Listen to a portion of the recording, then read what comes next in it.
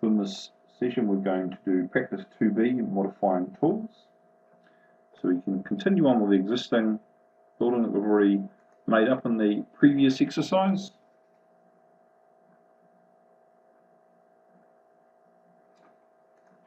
First select one of these walls, and I can either use the delete key on the keyboard, or I can use the delete command on the computer to remove that section of wall.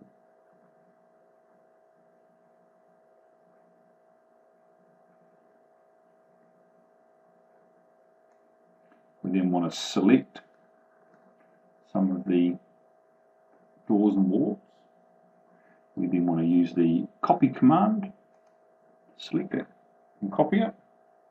And then on the options bar here we want to tick multiple. So we're going to copy this multiple times.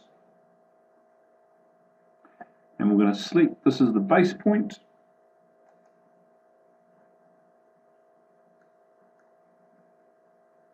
And then we're going to select it. And we're going to pick where the copy is going to be pasted to.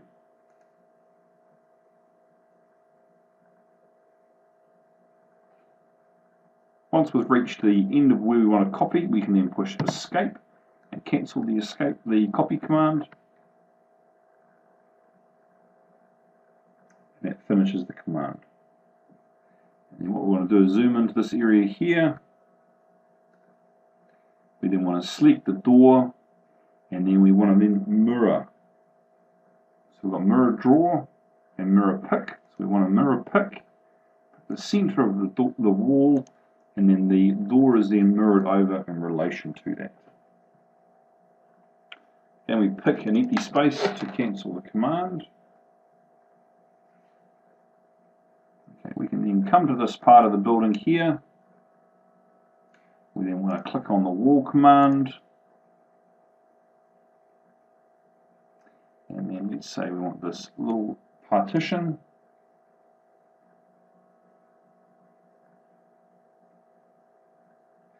And we want to draw this little tiny cubicle. Again, we just want to draw a kind of shape like what we want. And then through the temporary dimensions,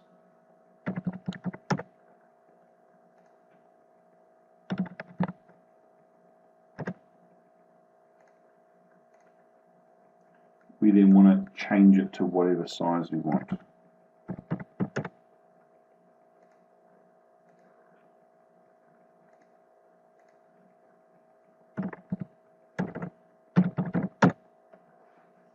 We want to stop the command, we can double click outside it. We're going to use the array command now, so we want to select the two items. We then want to make an array.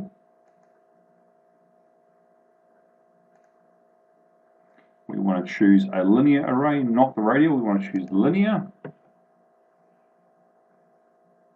We want to make 10 of them. And we want to move it to the second point.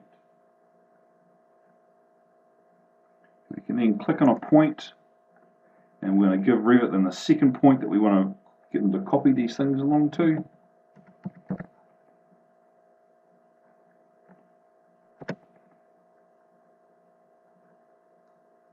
And before we finish the command, we want to zoom out a little bit, and then 10 is not enough, so then we can then write 12.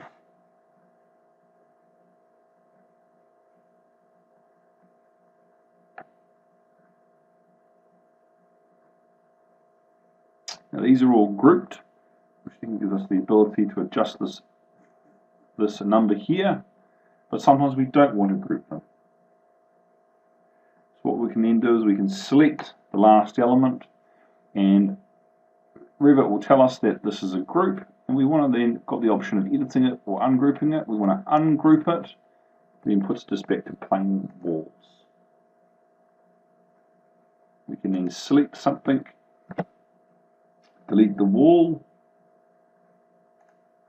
and then let's drag that cubicle back to the outside wall.